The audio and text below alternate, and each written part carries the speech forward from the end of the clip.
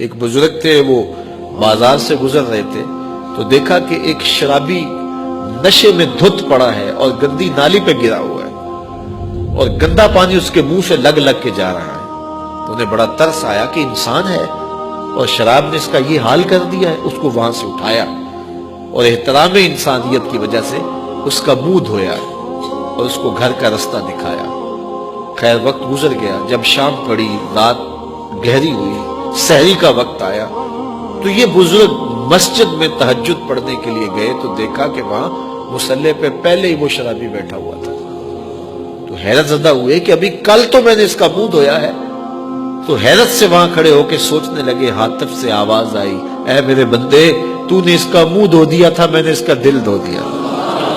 تو کچھ سچے دل سے اس کے حضور آئے۔ ہم اپنے ظاہر کو صاف کرنا ہے، اندر کو وہ صاف کر دے گا، باطن کو وہ ستھرا کر دے گا، اندر کی غلاظتیں اپنے کرم سے وہ دور کرے گا۔ تو صاحبو، زندگی تیزی سے گزر رہی ہے، ہم لمحہ لمحہ موت کی طرف بڑھ رہے ہیں۔ یہ ہمارے اٹھتے ہوئے قدم جو ہیں، یہ موت کی طرف اٹھنے والے قدم ہیں، قبل اس سے کہ وہ وقت آ جائے کوئی حجت باقی نہ رہے اور پچھتاوا ہو، کاش کہ کسی کے کہنے کو سن لیا ہوتا اور اٹھتے ہوئے جنازوں پہ غور کر لیا ہوتا، ڈوبتا سورج پیغام دیتا تھا، اس سے کچھ سمجھ لیا ہوتا، پھیلی ہوئی قبروں سے کچھ سیکھ لیا ہوتا،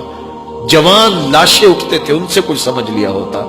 تو اس وقت کے پچھتانے سے بہتر ہے کہ آج میں اور آپ اپنی زندگی کو نیکی کی طرف لے جائیں، اچھائی کی طرف لے جائیں۔ اللہ مجھے بھی، آپ کو بھی، ہمارے خاندان کے لوگوں کو بھی، ہمارے اعزا و اقربا کو بھی، ہمارے دوستوں کو بھی، جملہ پیر بھائیوں کو، پوری امت مسلمہ کو سچی توبہ کی توفیق عطا فرمائے اور ہم سب کو اللہ کا ہو جانے کی توفیق دے اور اچھے اور صالح لوگوں کی دوستی اختیار کرنے کی توفیق